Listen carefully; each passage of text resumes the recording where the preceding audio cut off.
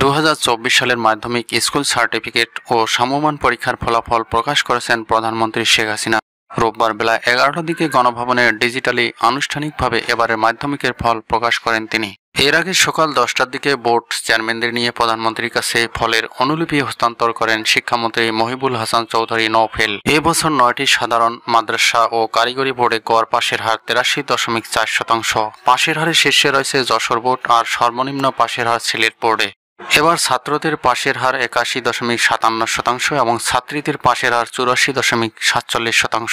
প্রাপ্ত ফলাফল অনুযায়ী ঢাকা বোর্ডে পাশের হার 83.92%, বরিশালে 89.13%, চট্টগ্রামে 82.80%, কুমিল্লায় 79.23%, দিনাজপুরে 78.40%, রাজশাহীতে 89.26%, সিলেটে 73.35%, ময়মনসিংহ 84.97%, যশোরে 92.32% আর মাদ্রাসা বোর্ডে পাশের হার 79.66%। গণতান্ত্রিক রাষ্ট্র ও সমাজ বিনির্মাণের লক্ষ্যে চলমান আন্দোলন এবং জনগণের আকাঙ্ক্ষা বাস্তবায়ন না হওয়া পর্যন্ত আন্দোলন অব্যাহত রাখার কথা জানিয়েছেন বিএনপির মহাসচিব মির্জা ফখরুল ইসলাম আলমগীর।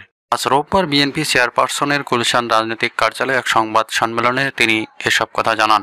গত 8ই মে বিএনপির স্থায়ী কমিটির ভার্চুয়াল বৈঠকের সিদ্ধান্ত জানাতে এই সংবাদ সম্মেলনের আয়োজন করা হয়। মির্জা ফখরুল ইসলাম আলমগীর বলেন, তথাকথিত উন্নয়নের দোহাই দিয়ে যে রাষ্ট্র ব্যবস্থায় নৈতিকতা এবং মূল্যবোধকে বিসর্জন দেওয়া হয়, জনগণের কাছে সেটি উন্নত রাষ্ট্র হিসেবে বিবেচিত হয় না।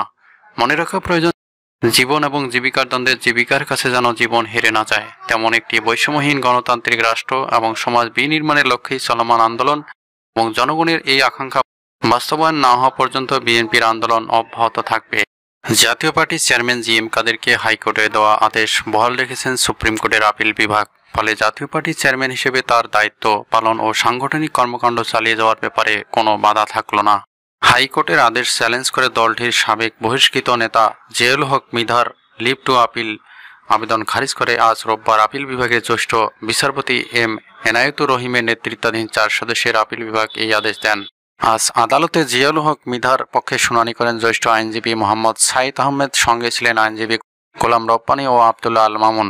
আর জি এম কাদেরের পক্ষে শুনানিতে ছিলেন আইনজীবী শেখ মোহাম্মদ সিরাজুল ইসলাম, মোহাম্মদ ওয়াজিউল্লাহ ও খাজা তানবীর আহমেদ।